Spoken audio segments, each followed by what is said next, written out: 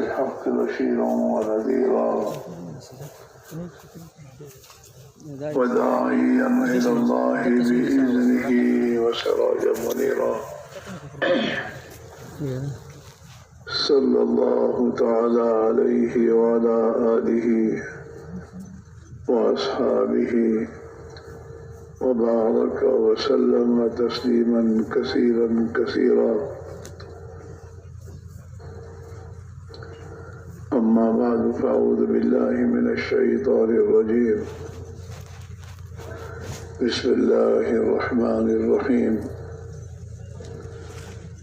يا أيها الذين آمنوا ادخلوا في السلم كافة ولا تتبعوا خطوات الشيطان إنه لكم عدو مبين.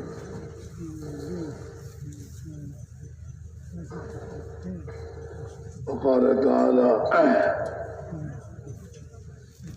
إن الذين آمنوا والذين هاجروا وجاهدوا في سبيل الله أولئك يرجون رحمة الله والله غفور رحيم. صدق الله مولانا العظيم.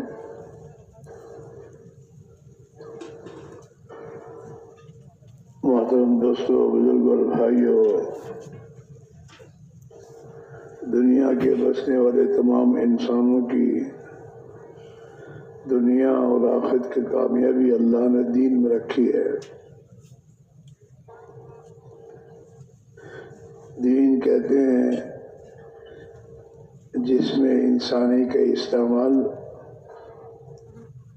اللہ کے حکم کے مطابق جناب رسول اللہ صلی اللہ علیہ وسلم کے طریقے پر استعمال کرنا، اس کا نام ہے دین۔ چاہے اپنی انفرادی زندگی ہو، اجتماعی زندگی ہو، کاروبار ہو، کھیتی باڑی ہو، حکومت ہو، سیاست ہو، وزارت ہو، بادشاہت ہو، جس حال میں بھی انسان زندگی گزارتا ہے اس حال میں انسان اپنے آپ کو اللہ کے حکم کے تابع بنا کر حضرت رسول اللہ صلی اللہ علیہ وسلم کے بتائے طریقے پر اپنی زندگی گزارے، اس کا نام دین ہے۔ چاہے پھر وہ کمانا ہو، کھانا ہو، پینا ہو، شادی ہو، بیاہ ہو، غمی ہو، خوشی ہو، تجارت ہو، زراعت ہو، ملازمت ہو، جوانی ہو یا بڑھاپا ہو، جس حال میں بھی انسان ہے اس حال میں اپنے جسم کے اعضاء، ہاتھ، پیر، آنکھ، کان، دل و دماغ، اس کو اللہ کی مرضی کے مطابق استعمال کرے، اپنی مرضی پر استعمال نہ کرے، اور نہ دنیا کے نادان انسانوں کو دیکھ کر کسی کی میرے استفاع کرنے کرتا ہے۔ اللہ تعالیٰ شانوں میں دیکھ کر چلنے کے لیے تو فرمایا کہ تمہارے لیے تمہارے نبی نمونہ ہے، دیکھو تو اللہ کے نبی کو دیکھو اور چلو۔ اور نبی علیہ السلام کہ وہ دیکھ کر صحابہ نے زندگی گزاری۔ صحابہ ہمارے تو انسان ہی تھے، ہاں وہ انسان تھے، بشر تھے، ہماری طرح ان کے بھی بیوی تھے، بچے تھے، کاروبار تھا، تجارت تھی۔ دنیا کے اسباب جتنے آج ہم اور آپ استعمال کر رہے ہیں وہ تمام اسباب زندگی کے ان کے ساتھ بھی لگے ہوئے تھے، لیکن انہوں نے اپنی زندگی کو اللہ کے پیارے نبی علیہ السلام کو اپنا نمونہ بنا کر زندگی کو اس طریقے سے گزارا۔ اسلام میں داخل ہونے سے پہلے صحابہ کی زندگی جی چاہی تھی، جو چاہا جی میں آیا وہی کرتے تھے، وہ من چاہی زندگی گزارتے تھے۔ لیکن جس دن سے کلمہ پڑھا لا الہ الا اللہ محمد رسول اللہ، اور اس کلمے کے ذریعے اللہ کے ساتھ اپنا معاملہ صحیح کیا، اسی دن سے انہوں نے من چاہی جی چاہی زندگی کو چھوڑ کر ایک جناب رسول اللہ صلی اللہ علیہ وسلم کے بتائے طریقے میں اپنے آپ کو ڈال دیا۔ اللہ نے انہیں کامیاب کر دیا، دنیا کی زندگی میں عزت دی، ہاں دنیا کی زندگی میں سکون اور چین انہیں اللہ نے عطا فرمایا، آپس کی زندگیوں میں الفت اور محبتیں اللہ نے قائم کر دی، زمین و آسمان سے اللہ نے ان کے لیے برکتوں کے دروازے کھول دیے، ہاں، اور مرنے کے بعد کی ابدی زندگی کے لیے اللہ نے صحابہ کو یہ بشارت سنا دی کہ اللہ تم سے راضی ہو گیا اور تمہیں اللہ راضی کر دے گا۔ موت کے بعد کی ہمیشہ زندگی کی کامیابی کا پروانہ صحابہ کو دنیا ہی میں مل گیا۔ وہ تھوڑے تھے لیکن دنیا میں عزت زندگی گزارتے تھے، ہاں تھوڑے تھے لیکن دنیا میں جب انہوں نے حضرت رسول اللہ صلی اللہ علیہ وسلم کی پیروی کی اور آپ والی فکر کو اپنا فکر بنایا اور آپ والی محنت کو اپنی محنت بنایا، تو اللہ نے انہیں دنیا کی بڑے بڑی قوموں اور حکومت والوں کا امام بنایا، انہیں امامت ملی دنیا میں، ہاں دنیا میں عزت والے بنے وہ، اور ایسی عزت اللہ نے دی کہ جو عزت دنیا ہاتھ میں تھی تب بھی رہی، اور دنیا جب قربان کر دی تب بھی اللہ نے وہ عزت باقی رکھی، یہاں تک کہ موت آ گئی تو موت کے بعد بھی وہ عزت ہمیشہ کے لیے باقی رہی۔ ہاں آج بھی صحابہ رضی اللہ اجمعین جو ہے اللہ کو پیارے ہو گئے اور صدیاں گزر گئیں، صحابہ کو دنیا سے جانے کے بعد صدیاں گزر گئیں، لیکن آج بھی ان کی عزت دلوں میں ہے، ہمارے دلوں میں ہے۔ ایک ایسا مسلمان جس کی زندگی بالکل نافرمانی کے ساتھ گزر رہی ہے، لیکن اس کے دل میں بھی صحابہ کی عزت ہے، محبت ہے۔ صحابہ کے بارے میں کوئی اگر غلط بات کہے تو وہ برداشت نہیں کرے گا، حالانکہ وہ اس بیچارے کی زندگی بگڑی ہوئی ہے، سوسائٹی میں اس کا کوئی ویلیو نہیں ہے، لیکن اس کے دل میں حضرات صحابہ کی عزت اپنے باپ سے بھی زیادہ ہے۔ آدمی اپنے باپ کو برا بھلا کہنے والے کو برداشت کر لے گا، لیکن صحابہ کو برا بھلا کہنے والے کو برداشت نہیں کرے گا وہ۔ ہاں یہ اللہ کی دی عزت ہے، اور صحابہ کو یہ عزت ملی ہے ایمان و اعمال کے راستے سے، اور یہ اللہ کا ضابطہ ہے ہمیشہ کے لیے، انتم الاعلون ان کنتم مومنین، تم ہی دنیا میں بند رہو گے اگر تمہارے پاس ایمان ہے، مال ہے نہیں کہا، تمہارے پاس مال ہے تو تم پر بند رہو گے، حکومت ہے تو بند رہو گے، ایسا نہیں ہے۔ حکومت ایمان کے ساتھ ہے تو اللہ سربلندی دے دے گا، لیکن حکومت ایمان کے بغیر ہے تو یہ حکومت انسان کے لیے دنیا میں بربادی کا ذریعہ بنے گی، جیسے فرعون برباد ہوا، حکومت ہوتے ہوئے برباد ہوا ہے، شداد برباد ہوا، ہاں ابو لہب برباد ہوا حالانکہ وہ سردار تھا قوم کا، ابو جہل برباد ہوا، اللہ کے پیارے نبی کے ہوتے ہوئے دنیا میں برباد ہوئے وہ لوگ، کیونکہ اللہ کے نبی کی بات کو نہیں مانا، ایمان کا راستہ چھوڑا، ایمان کا راستہ قبول نہیں کیا۔ اور بلال حبشی رضی اللہ تعالیٰ عنہ غلام ہیں، حبشہ کے رہنے والے ہیں، ہاں غریب الوطن ہے، کوئی نہیں پہچانتا انہیں، سوسائٹی میں ان کی کوئی حیثیت نہیں، غلام تھے، لیکن بلال حبشی رضی اللہ تعالیٰ عنہ نے جناب رسول اللہ صلی اللہ علیہ وسلم کے ہاتھ میں ہاتھ دیا اور آپ کی پیروی کر کے آپ کے نقش قدم پر اپنے آپ کو ڈال دیا، ایمان کی راہ قبول کر لی، اور اس ایمان کی راہ میں امتحان، بڑے زبردست امتحانات سے گزرنا پڑا انہیں، لیکن ایمان کی راہ کو نہیں چھوڑا، اپنے آپ کو ایمان پر جمایا،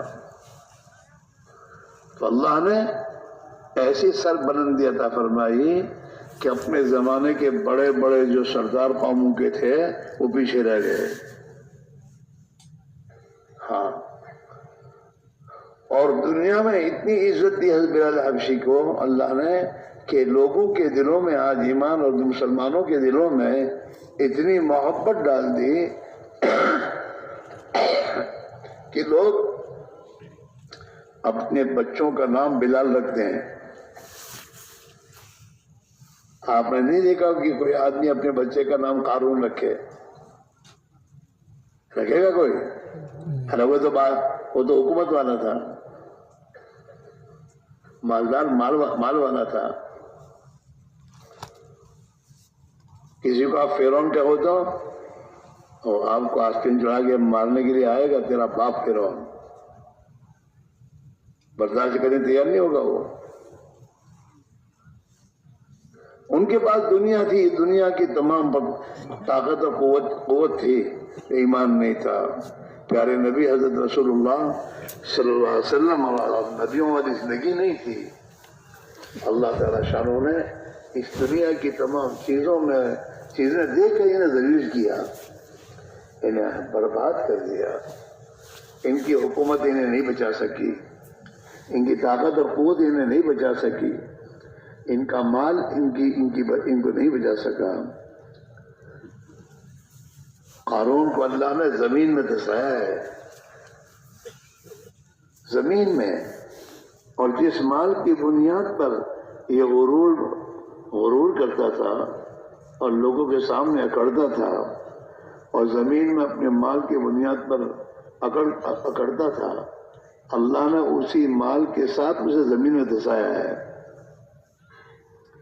اور میرے نبی علیہ الصلوۃ والسلام فرماتے ہیں کہ قارون زمین میں قیامت تک دھستا ہی جائے گا۔ دنیا میں پانی میں ڈوبا ہوا آدمی جو ہوتا ہے وہ 3 دن کے بعد اوپر آ جاتا ہے۔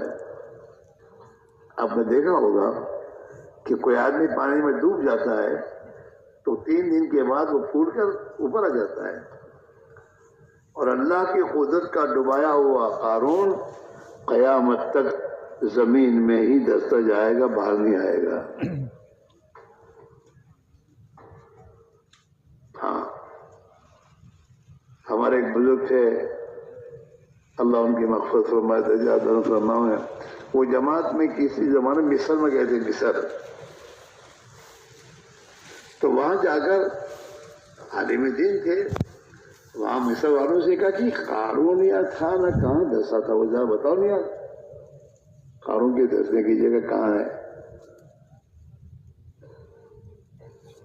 تو وہاں مصر والے ان کو لے گئے اس جگہ جہاں اس کو دھسایا گیا تھا، تو وہ فرما رہے تھے کہ میں نے دیکھا کہ پورے شہر کے میونسپل کا گندا پانی جہاں قارون دھسا تھا وہیں ڈالا جاتا ہے، اور وہ پانی اندر برابر جا رہا ہے، گندا پانی، گٹر، آپ کیا گٹر ہوتی ہے؟ گٹر ہی کہتے ہو نا آپ لوگ، ہم لوگ گٹر کہتے ہیں، جگہ ہے، پورے شہر کا گندا پانی، ہاں، قیامت تک کے لیے۔ اس لیے میرے عزیز و میرے بھائی اور دوست بزرگوں، تبلیغ و دعوت کی محنت کے ذریعے ہر فرد امت کو ایک ہی بات کہی جا رہی ہے، اپنے ایمان کو بنا لو، اپنے اعمال کو بنا لو، تمہارے مسئلے حل ہو جائیں گے۔ یہ کسی کو کہنے کی ضرورت نہیں ہے۔ حضرات صحابہ کو کسی کے پاس جانے کی ضرورت نہیں پڑی۔ اس زمانے کی دو بڑی بڑی حکومتیں تھیں، روم اور فارس۔ ان کے پاس گئے نہیں۔ اگر ان کے پاس گئے نا تو ایسے گئے کہ ہم تمہارے پاس تمہیں دینے آئے، لینے نہیں آئے۔ تمہاری دنیا، ہم تمہیں ایک راہ دینے آئے ہیں اور ایک راستہ دکھانے آئے ہیں، اگر تم اس پر آ جاؤ گے تو تمہاری دنیا اور آخرت دونوں بن جائے گی۔ دنیا میں عزت دار بن جاؤ گے اور آخرت کی ابدی زندگی تمہاری کامیاب بن جائے گی۔ اس لیے کہ دنیا کی زندگی تو کوئی زندگی نہیں ہے۔ دیکھو نا، آج دنیا موت سے گھبراتی ہے، مر جائیں گے۔ تو گھبرا کہ نہ گھبرا، تیرا وقت آئے گا تو مرنا تو ہے تجھے تیری حکومت، تیرا مال، تیرا پیسہ، تیرے بڑے بڑے قلعے، یہ تیری حفاظت نہیں کر سکتے۔ کبھی اسی لیے گھبرا ہے پوری دنیا میں، موت سے گھبرا رہے ہیں، حالانکہ دنیا میں بہت مر رہے ہیں۔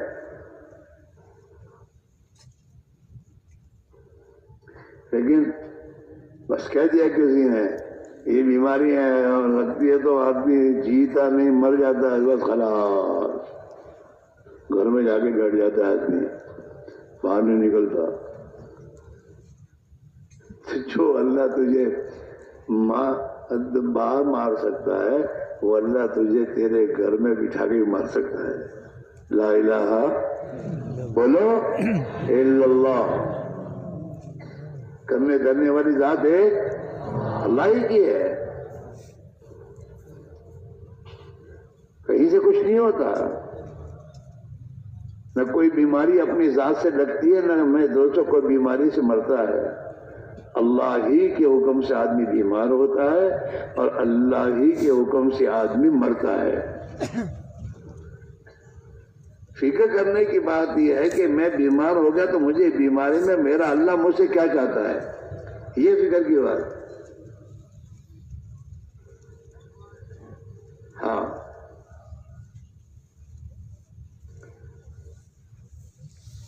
اور اللہ سے ڈرنے کی ضرورت ہے، مخلوق سے نہیں۔ سب مخلوق ہے، دنیا کے بادشاہ سب مخلوق، دنیا کے وزیر سب مخلوق، دنیا کے بڑے بڑے طاقت کے دعوے دار سب مخلوق ہیں۔ مال مخلوق ہے، مال میں کچھ نہیں ہے۔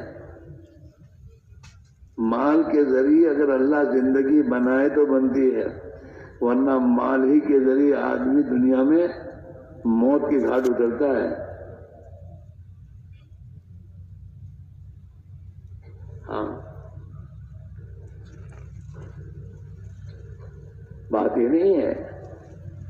اصل جو بات سمجھنے کی ہے کہ سب کچھ کرنے دھرنے والی ذات ایک اللہ ہی کی ہے، بس یہ یہاں لانا بھیتر، یہاں نہیں،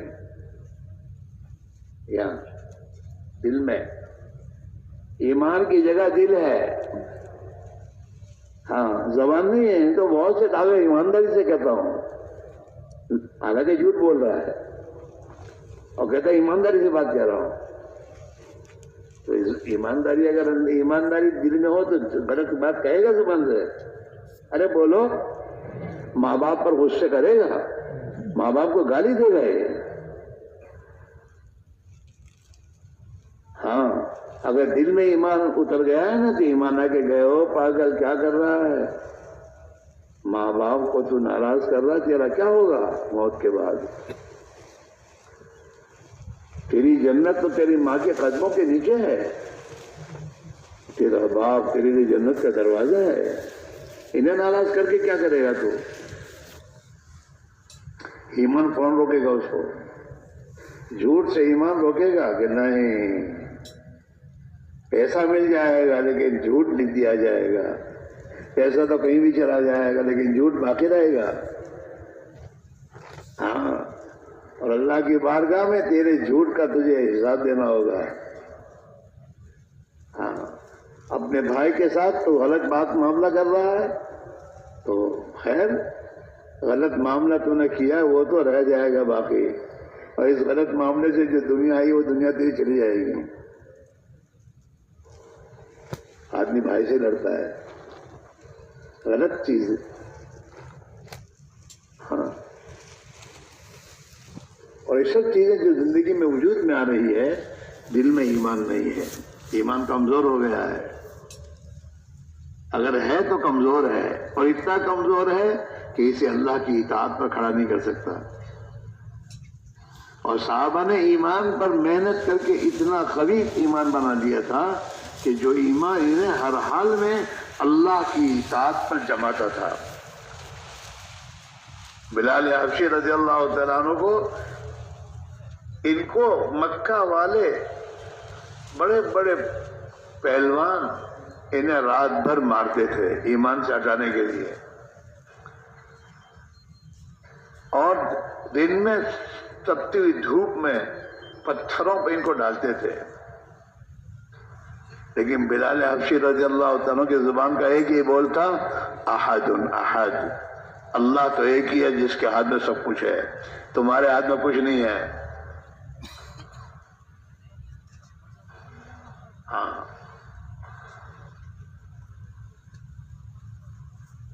وہ سمجھتے تھے یہ جو کچھ میرے پر حالات ہے وہ تو اللہ کی طرف سے، ان کی طرف سے نہیں ہے، اللہ کی طرف سے ہے،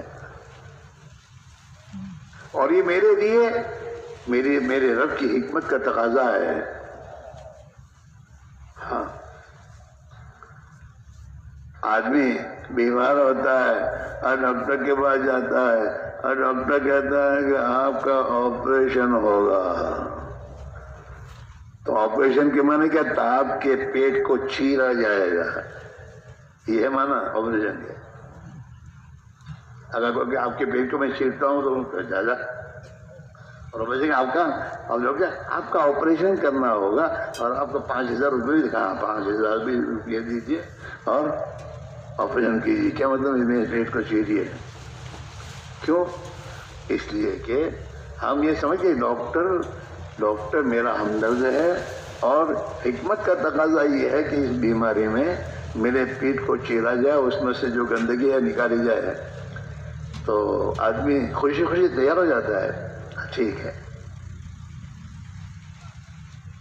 ایسے ایمان والا جو حال بھی اس پر آتا ہے وہ سمجھتا ہے میرے اللہ کی طرف سے ہے، اور میرا اللہ مجھ پر مہربان ہے، اور میرا اللہ میری ماں سے زیادہ مجھ پر مہربان ہے، اس کی طرف سے جو بھی حال آیا ہے اس کی حکمت کا تقاضا ہے، اور میری بھلائی اور خیرخواہی کے لیے ہے۔ بیماری آئی تو کس کی طرف سے؟ اللہ کی طرف سے، حکمت ہے اس کی،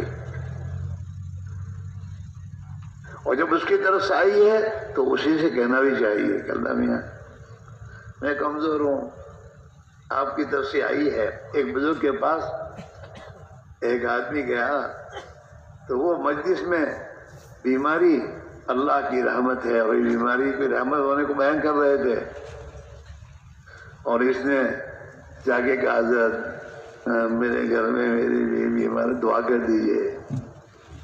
اب یہ حضرت تو فرماتے بیماری تو رحمت ہے، اور یہ تو بیماری کی دعا کرانے آیا ہے۔ تو حضرت نے اللہ ورنہ دعا کی، اے اللہ بے شک بیماری تو تیری رحمت ہے، لیکن تیرا بندہ اس کو برداشت کر نہیں پاتا، لہذا اس رحمت کو صحت کی رحمت سے بدل دے۔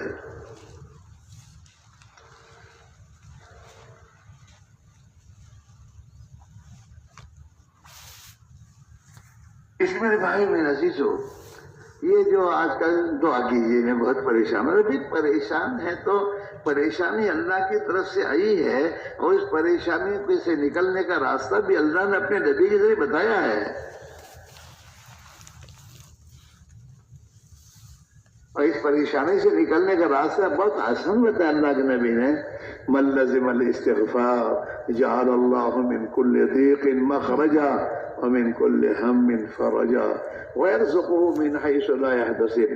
جو آدمی اللہ کی بارگاہ میں کثرت سے استغفار کرتا ہے، آدمی کو اللہ سے بہت معافی مانگنی چاہیے، چلتے پھرتے ہر حال میں استغفار کرنا چاہیے. کہ جو آدمی استغفار کی کثرت کرے گا اللہ ہر تنگی سے اس کو نکالے گا, ہر پریشانی سے نکالے گا, نکلنے کا راستہ ہی ہے, اور ہر غم سے نجات دے گا, اور ایسی جگہ سے روزی دے گا جہاں سے گمان بھی نہیں ہوگا. تبلیغ میں سب مشکلات کا حل ہے. صبح شام کی تسبیح کیا ہے؟ یہ مشکلات کا حل ہے. روزانہ صبح اور شام 100 مرتبہ استغفار کرے گا تو استغفار سے اس کے گناہ بھی معاف ہوں گے, اور اس استغفار کے ذریعے اس کی تمام مشکلات بھی آسان ہو جائے گی. لیکن ہمیں موقع نہیں ہے.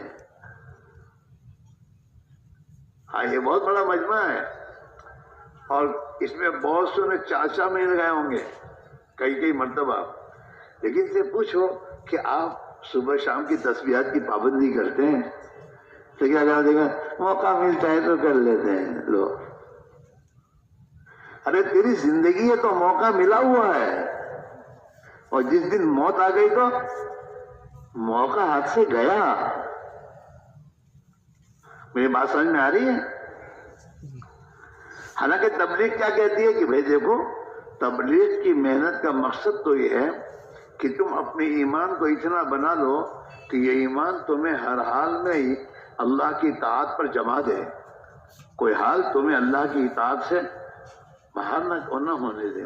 اب جیسے میرے دوست آدمی کاروبار کرتا ہے, اب کاروبار میں ایک حال آ گیا, اور حال آنے کے بعد اس کے ظاہر میں کچھ دکھتا نہیں ہے تو ایسا نہیں سود پر پیسے لیا ہوئے ہیں نہ. اگر ایمان اندر ہے تو ایمان جمع کا حال خبردار, یہ قدم نہیں اٹھانا. فاقہ ہوگا تو کوئی حرج کی بات نہیں ہے, اسی میں اللہ کی حکمت ہے. ہاں ارے آدمی جب آپریشن کرانے جاتا ہے تو 24 گھنٹے پہلے کھانا پینا ڈاکٹر بند کر دیتا ہے. تو بند کرتا ہے یہ کہ میں کیوں کروں؟ ہاں ڈاکٹر صاحب نے کہا ہے, میرے علاج کر رہا ہے, وہ اس علاج کا تقاضا ہے کہ میں 24 گھنٹے نہ کچھ کھاؤں نہ کچھ پیوں. ایسے اللہ تعالیٰ بھی حکیم ہے, اور اللہ ہمارا رب ہے, اور اللہ ہمارا خالق و مالک ہے, اور اللہ ہم پر مہربان ہے, غفور ہے, رحیم ہے, رؤوف ہے ہم پر. تو اس کی طرف سے جو بھی حال ہم پر آتا ہے نا, یہ حال ہماری خیرخواہی اور ہماری بھلائی کے لیے ہے. ہاں لیکن یہ بات سمجھائے گا ایمان, اور ایمان کی جگہ کہاں ہے؟ بولو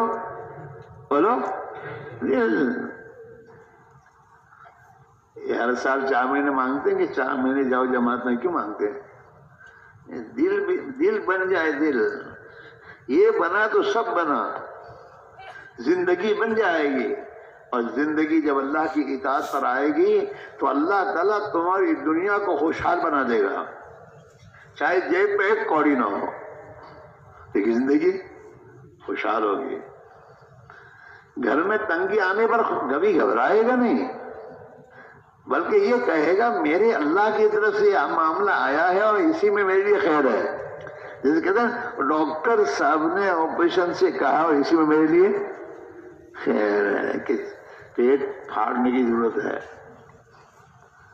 یہاں تک کہ بعض ڈاکٹر کہتا ہے کہ آپ کی یہ انگلی کاٹ دینی پڑے گی. آدمی کٹا دیتا ہے اس لیے کہ ڈاکٹر خائی کے لیے کہا ہے, اور پیسے دیتا ہے پھر انگلی کاٹنے کے. ہاں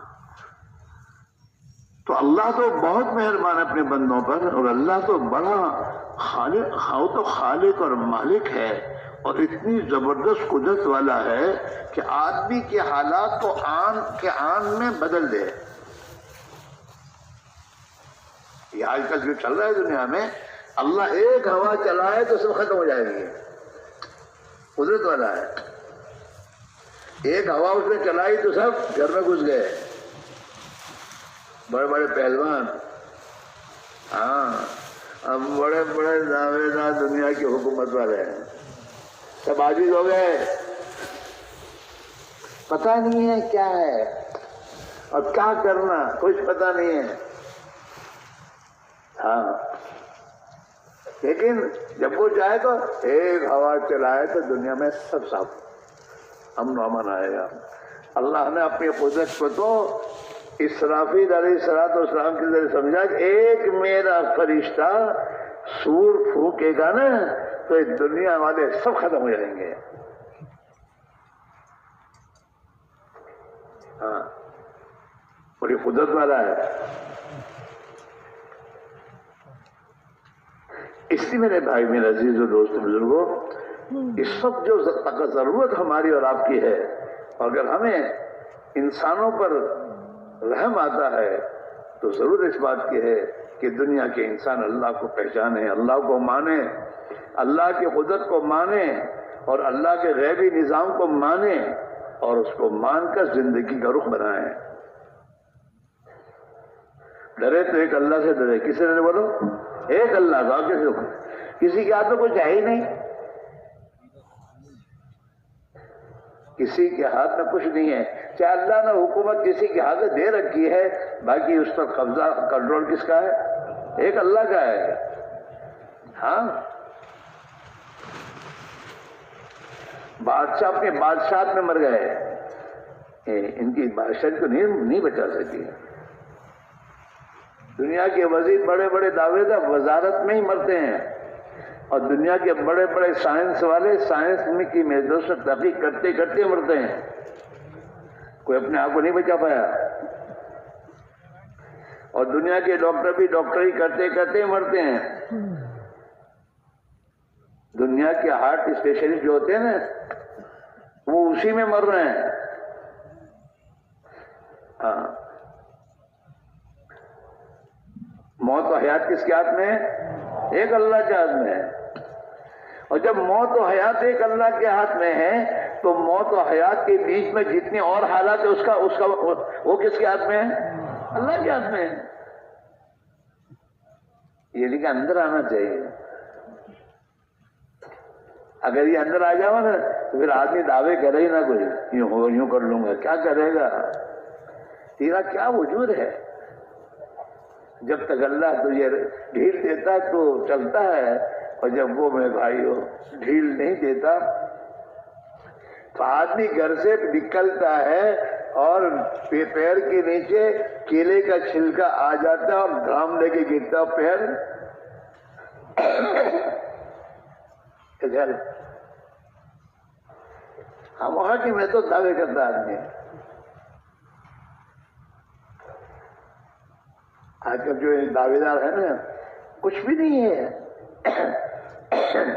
کہ بڑے سے بڑے پہلوانوں کو ذرا 10 کی دوا کھلا دو۔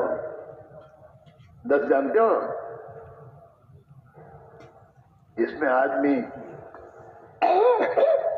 پاخانہ زیادہ کرتا رہتا ہے، اس کو کھلا دو اور اس کے پیٹ میں سے 20-25 10 سے کر لے ہوئے تو اس کی پہلوانی ختم ہو جائے گی۔ کچھ کہے گا؟ ہمت نہیں پڑتی بنا۔ آج کل تو سب کے سامنے ہنسی نے چڑھا تھا، تب کیا ہوا؟ تو اس کے اندر سے نکلا کیا؟ پاخانہ نکلا ہے، تو اس پاخانے پر اکڑتا رہے، اس پاخانے پہ اس کو فخر ہے۔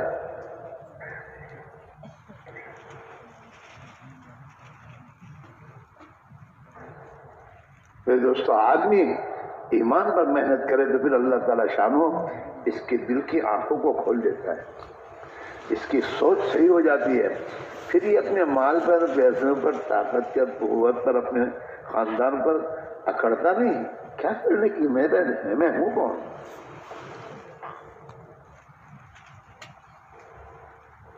ہاں اسے اللہ تعالیٰ شاہ نے قرآن میں کہا اللہ تعالیٰ الانسان حین من الدہر لم یکن شیئا مذکورا۔ ارے کیا انسان کا ایک دور ایسا نہیں گزرا کہ وہ تو ایسا تھا کہ قابل ذکر بھی نہیں تھا؟ انسان کو اللہ نے ماں کے رحم میں ایک پانی میں دوستو ناپاک پانی کے قطرے سے بنایا ہے۔ اس کی اصل کیا ہے؟ چاہے بڑے سے بڑا وزیر ہو، بڑے سے بڑا بادشاہ ہو، بڑے سے بڑے میرے دوست ہو مولوی صاحب ہوں، مفتی صاحب ہوں، بڑے سے بڑے میرے دوست ہو دنیا والے ہوں، لیکن سب کی پیدائش کا راستہ ایک ہی ہے، اور سب کو اللہ نے ناپاک پانی کے قطرے سے ہی بنایا ہے۔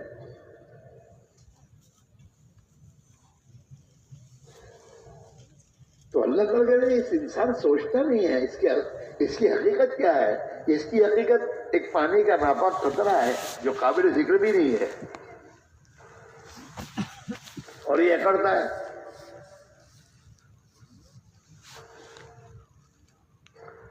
ہاں،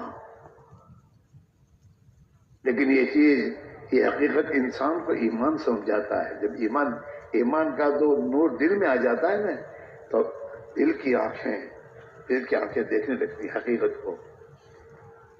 ہاں، جب ایمان کا نور اندر آتا ہے تو چاہے دنیا کتنی اس کے پاس آئے، طاقت، قوت اور دنیا کی حکومتیں اس کے ہاتھ میں کتنی آئے، جتنا ایمان اندر آتا جائے گا اتنا اس میں تواضع آئے گی، اپنے آپ کو چھوٹا سمجھے گا آدمی، اکڑے گا نہیں۔ اور آدمی کو اکڑنے کی کیا ضرورت ہے؟ اس لیے اپنی حقیقت کو دیکھے کہ تو ایک پانی کا ناپاک قطرہ ہے، اور ابھی تیرا حال یہ ہے کہ تیرے اندر جو بھی چیز جاتی ہے وہ گندی ہو جاتی ہے، تو ایک گندگی کا مشین ہے، تجھے کیا اکڑ و فخر؟ آپ دیکھیے آدمی کے جسم سے پسینہ نکلتا وہی بدبودار، پیشاب پخانا بدبودار، ہر چیز۔ کپڑے پہنے تو کپڑے بھی بدبودار ہو جا رہے ہیں، 2 دن کپڑے پہن کے اتارو تو وہ بدبودار ہو جاتے ہیں۔ تو جس آدمی جو گندگی کا ایک کارخانہ ہے، اسے کیا کرنے کی ضرورت ہے؟ آدمی سوچیں۔ لیکن میں نے کہا نا کہ دل کی آنکھ دیکھتی ہے ایمان کے نور سے، جیسے یہ آنکھیں نہیں، یہ آنکھیں بھی دیکھتی ہے کب؟ جب روشنی ہو، اندھیرے میں دیکھتی ہے؟ ارے بولو نہیں۔ جیسے اس آنکھ سے چیزوں کے نفع نقصان کو پہچاننے کے لیے مادی روشنی کی ضرورت ہے، ایسے ہی دل کی آنکھوں کو اعمال کا نفع اور نقصان سمجھنے کے لیے ایمان کی روشنی کی ضرورت ہے۔ ہاں، اصل تو دل کی آنکھیں ہیں، دل کی آنکھیں۔ اس اللہ تعالیٰ شانو جو ہے نا، ان نافرمانوں اور ان خدا کے مجرموں کے بارے میں اللہ تعالیٰ یہ کہتا ہے، لا تعمل ابصار ولکن تعمل قلوب التي في الصدور۔ ان کی آنکھیں اندھی نہیں ہو گئی ہیں، ان کے دلوں میں جو آنکھیں وہ اندھی ہیں، اس لیے حقیقت کو سمجھ نہیں پاتے۔ لا تعمل ابصار ولکن تعمل قلوب التي في الصدور۔ ان کے دل اندھے ہو گئے، جو ان کے سینے میں ان کے دل ہیں وہ اندھے ہی ہوئے ہیں کہ وہ ایمان کی روشنی نہیں ہے تو صحیح حقیقت دیکھ نہیں پاتے۔ اس لیے میرے دوستو، آدمی چاہ میں جماعت میں نکلتا ہے، ایمان پر جب محنت کرتا ہے، ایمان کی روشنی دل میں جب آنا شروع ہو جاتی ہے تو جماعت میں سے ہی توبہ کرتا ہے، استغفار کرتا ہے، معافی مانگتا ہے ابا سے، اماں سے، اماں میں نے آپ کو بہت ستایا، معاف کیجیے گا۔ پڑوسیوں کے ساتھ اس نے جھگڑا کیا تھا، ان سے لڑا تھا، تو وہیں سے معافی مانگنا شروع کرتا ہے۔ وہ دل کی آنکھ میں اس کو روشنی ایمان کی مل گئی، اس کا اندھاپن ختم ہو گیا۔ پھر آدمی ڈاکو چور ہوتا ہے تو لوگوں سے جو چوری کی ہے، ڈاکہ کیا ہے، ان کو واپس کرنے کی فکر میں لگ جاتا ہے کہ یار اللہ کے میں کیا کروں گا، میں نے ان سے ان کا مال چوری کی ہے، میں نے ان پر دادا گیری کر کے ان کا مال لیا ہے، اللہ کے میں کیا جواب دوں گا۔ آدمی اسی وقت سے اپنی زندگی کا رخ بدل دیتا ہے۔ جو گھر بیٹھ کر نماز نہیں پڑھتا تھا وہ نماز پڑھنا شروع کر دیتا ہے، کیونکہ دل کی آنکھیں اب دیکھنے لگی ہیں کہ میری نماز نہ پڑھنے پر میرا کتنا بھاری نقصان ہے، نقصان نظر آئے گا اس کو۔ ورنہ بھی میرے دوستوں یہ ظاہری آنکھیں دنیا دکھائے گی، ہاں دکان نماز چھوٹے گی لیکن مال پیسے آئیں گے.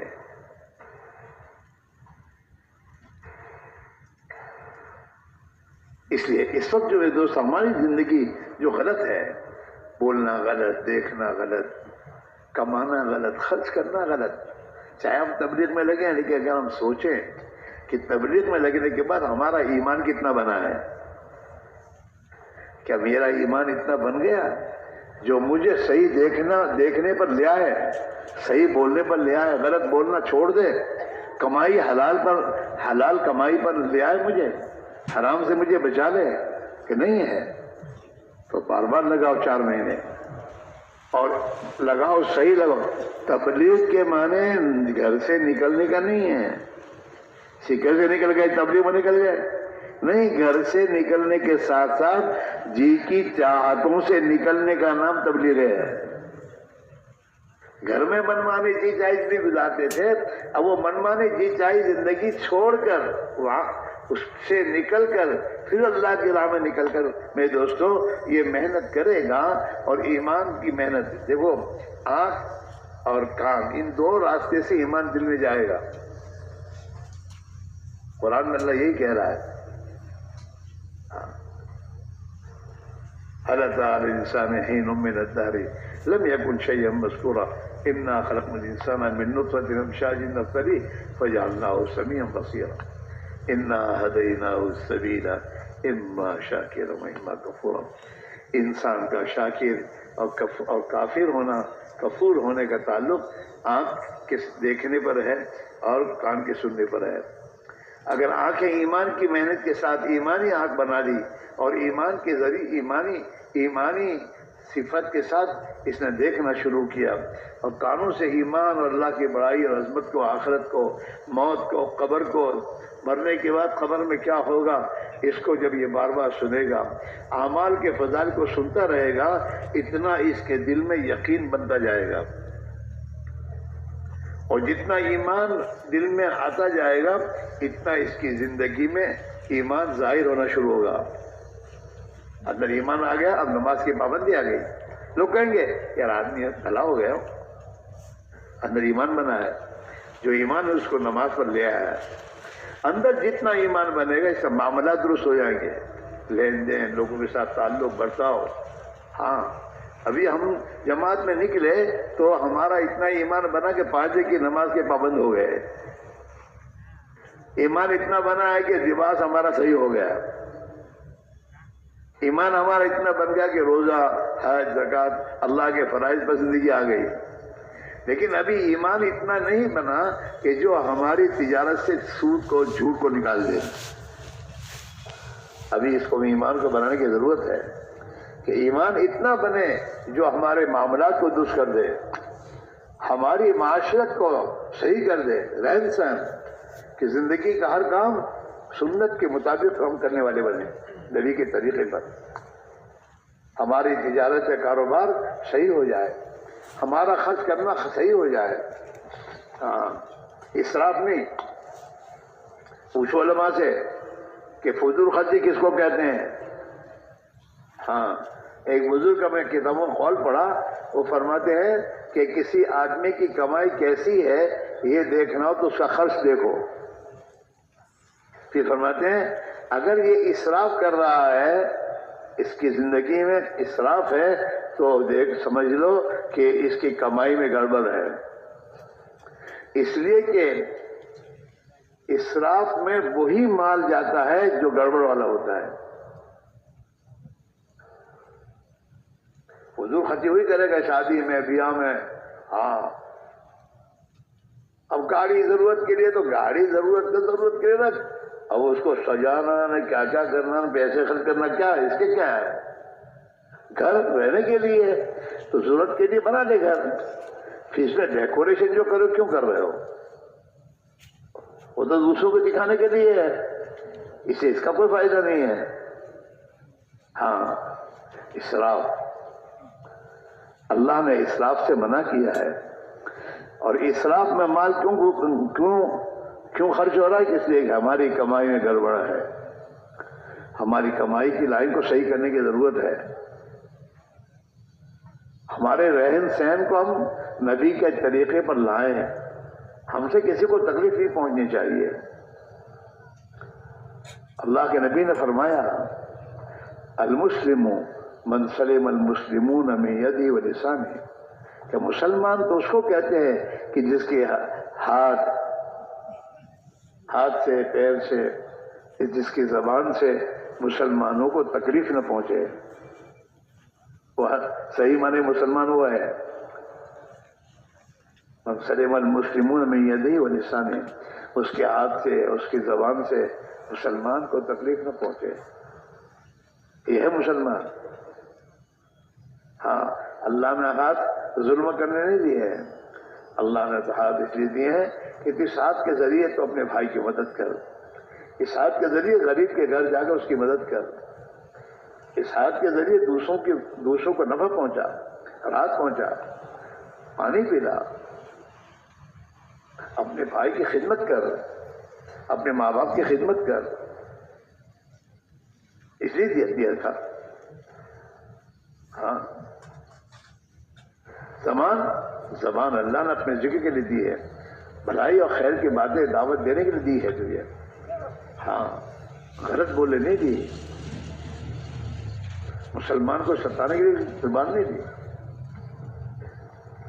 اسی میرے بھائی میرے عزیزو، یہ محنت ایمان کے بنانے کی محنت ہے. کون سی بنائے؟ ایمان. جہاں ایمان بن گیا کام بن گیا، پھر کچھ کہنے کی ضرورت نہیں ہے. ہاں، اور دوسری نماز بنانے کی محنت ہے. اپنی نماز بناؤ. کیسی بنانی ہے؟ جیسے اللہ کے نبی نے فرمایا صلو کما رأیتمونی اصلی، ایسی نماز پڑھو جیسے مجھے پڑھتا ہو دیکھ رہے ہو. میری نماز میرے نبی کے طریقے کی والی میری نماز بن جائے. اللہ کے دھیان والی نماز، اللہ کے دھیان والی نماز، سنت کے مطابق نماز پڑھنا. آپ علماء کے پوچھئے کہ نماز کیسے پڑھنی چاہیے. ہاں، رکوع کیسے کرنا؟ رکوع ہے، جھکنے کا نام رکوع نہیں ہے. ایسے جھکنا جیسے اللہ کے نبی نے جھکنے کو فرمایا، اس کا نام رکوع ہے. سجدہ ایسے زمین پر اپنے آپ کو ڈال دینا جیسے اللہ کے نبی نے سجدے کا طریقہ بتایا ہے. ایک ایک چیز کتابوں میں محفوظ ہے اور علماء کرام موجود ہیں. ہم اپنی نماز کو سنواریں. حضرت یوسف رحمۃ اللہ علیہ فرماتے تھے نماز پر محنت کرو اور نماز کو اللہ کے دھیان والی نماز بناؤ اور نماز کو سنت کے سانچے میں ڈھالو. ایسی نماز بناؤ کہ جس نماز کو بنانے کے بعد دل بھیتر سے کہے میرے پاس نماز ہے. کہ کیا بات ہے کہ نماز میرے اللہ کی بارگاہ میں اپنی ہر ضرورت کو پیش کرنے کے لیے ہے اور اس نماز کے ذریعے اللہ میری ہر حاجت ہر ضرورت کو پوری کرے گا. نماز معمولی چیز نہیں ہے، نماز زبردست ہے. جو نماز اللہ کے قدرت سے فائدہ اٹھانے کے نام ہے. اللہ کے قدرت سے فائدہ اٹھاؤ. ہاں، نبیوں نے نماز کے ذریعے قدرت اللہ کے قدرت سے فائدہ اٹھایا. بڑے بڑے کام دعا کے ذریعے بنے ہیں. بڑے بڑے کام جو دنیا والوں کے نہیں بنتے، دنیا کے بڑے بڑے لوگوں کے کام جہاں نہیں بنے وہاں نبیوں نے اپنی دعاؤں کے ذریعے وہ کام اللہ سے بنوائے تو بنے. جناب رسول اللہ صلی اللہ علیہ وسلم نے دعا کے ذریعے اللہ سے اپنی ضرورتیں اللہ سے پوری کروائی. اللہ کے پیغمبر صلی اللہ علیہ وسلم نے مکہ والوں کی پوری اسکیم اللہ کے نبی کو ختم کر دینے کی تھی اور سب ایک ساتھ حضور کو ماننے کے لیے اسکیم بنا کر پورے مکہ میں پھیل گئے تھے کہ جہاں بھی جس کو بھی ہاتھ میں آئے حضور کو نعوذ باللہ ختم کر دے. لیکن اللہ سے معاملہ ہے. حضور نے فرمایا لا تحزن ان اللہ معنا. ارے ابو بکر کیا گھبرا رہے ہو؟ اللہ ہمارے ساتھ ہے. کون ہمارے ساتھ ہے؟ اللہ. آج کا مسلمان اللہ کو ساتھ کرنے کی کوشش نہیں کرتا. آج کا مسلمان یہ میرے ساتھ ہو، یہ مالدار میرے ساتھ ہو جائے، حکومت اس کے ہاتھ میں ہے کیا کہ تو کرے گا. یہ سب محتاج ہیں اور یہ سب اللہ کی قدرت کے ماتحتی میں ہے.